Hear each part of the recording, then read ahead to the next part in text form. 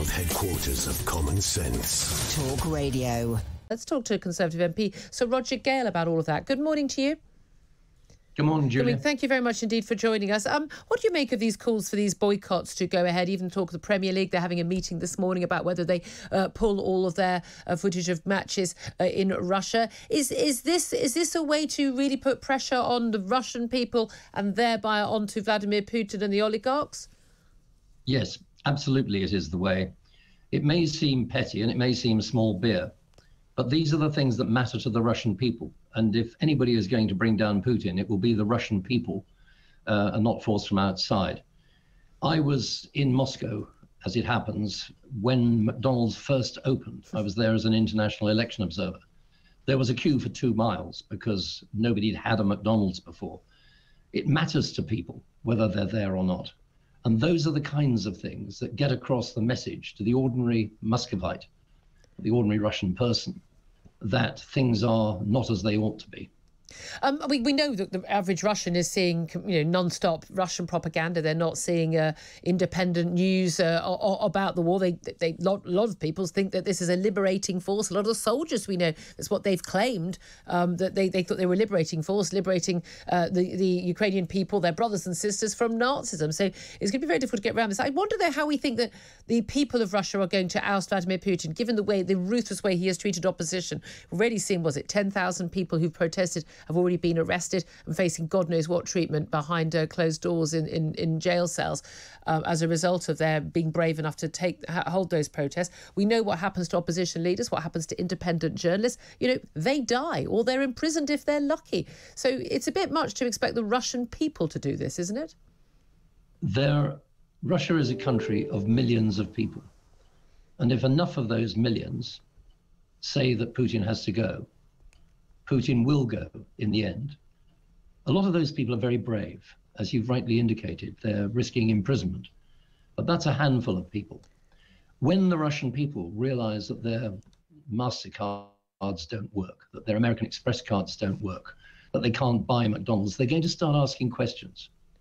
And they will wonder why all of this is happening. Won't they possibly think that actually this is what Vladimir Putin's been telling us, that the West is against us and the West is our enemy and they're punishing the Russian people, and he can make up whatever story he wants. The vast majority of the Russian people are only going to hear his version of events. Isn't there a concern he could strengthen their resolve against the West?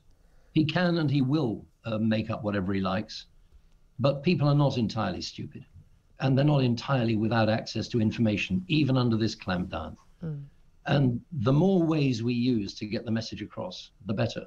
Okay. But if I may, the other thing that I really want to talk about, and I think you want to talk about, is the refugee situation. Yeah. You raised this in a question in the House of Commons yesterday to Priti Patel, the Home Secretary. Let me be clear about this.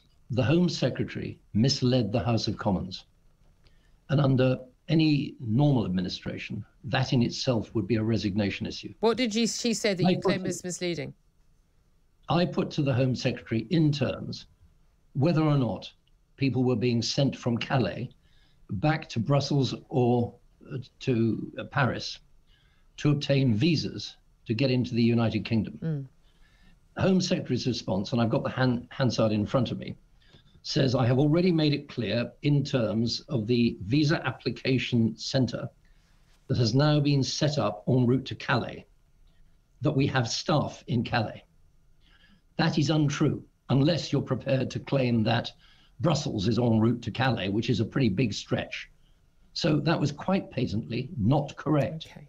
Is your concern that we're just simply not doing enough? Look, we can't compare Britain taking in Ukrainian refugees along with, Poland. They're clearly on the border. It's a different issue. But countries like Ireland and Norway have taken in more refugees. But could it be argued that we are performing a different role? We are helping militarily, strategically. We have played a different, but I would say in lots of ways a much more important role in helping the Ukrainian people. We have two duties.